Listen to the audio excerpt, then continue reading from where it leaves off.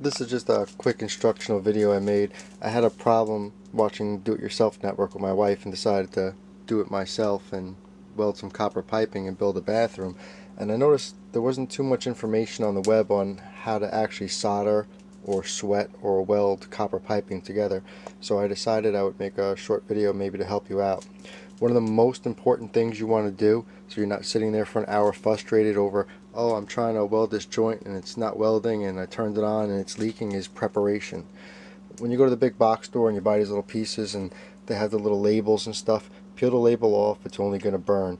90% of what you have to do is going to be in preparation. The most important thing is after you cut your copper piping and you dry fit everything and you get it together, is to make sure the pipe does not look like this. You don't want it like a store-bought pipe. It's dirty, it's been sitting on the shelf, it's dusty. Buy yourself one of these little tools right there for about $5. Helps you clean the pipe off. It's better than sandpaper. You want your pipe to look like this, if you can see it in the video. It's copper, it's shiny, it looks almost like silver in color. If you don't clean off your pipe work, you're going to spend about an hour with a leaking pipe. It's going to do you no good.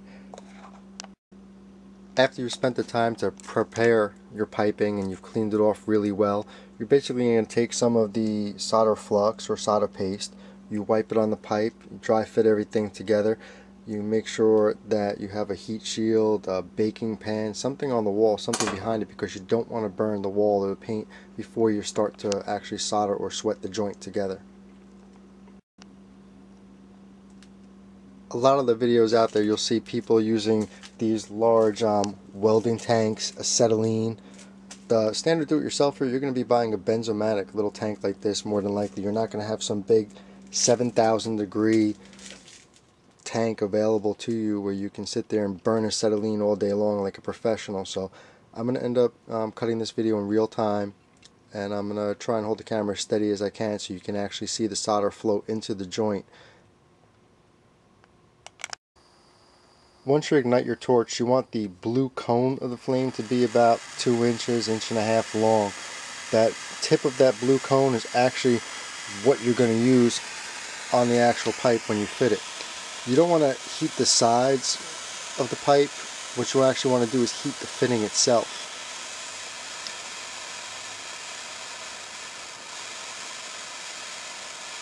Very good for evenness. You can shift side to side, back and forth.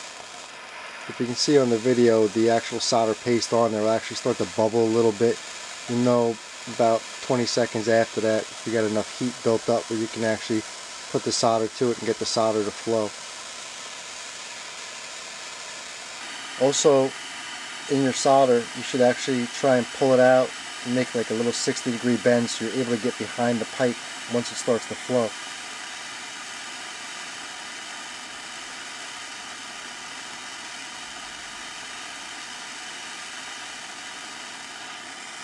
Then you go side to side on the fitting. Once you see the solder actually start to melt, you'll know that the pipe is hot enough.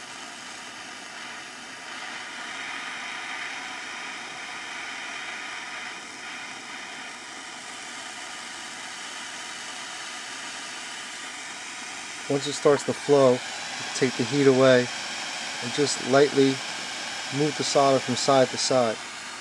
It'll start to flow into the joint.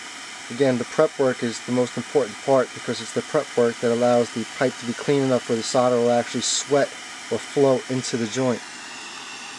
Once you see solder start to drip on the bottom of the joint, you've applied enough solder to the joint. A lot of times in pipe work, when you're against the wall, you're not going to be able to see the back part of the wall, so you want to use that bend to your advantage. Try and get into the pipe as much as you can, from behind to forward.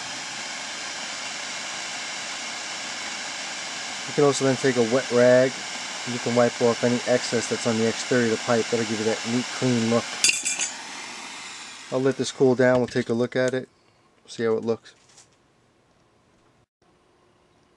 Okay, now the pipe has cooled down slightly, I wanted to try and give you a little 360-degree look at the joint we just made.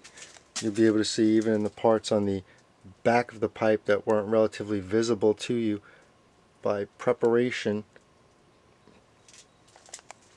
you'll actually get a really nice joint that's soldered or welded or sweated together.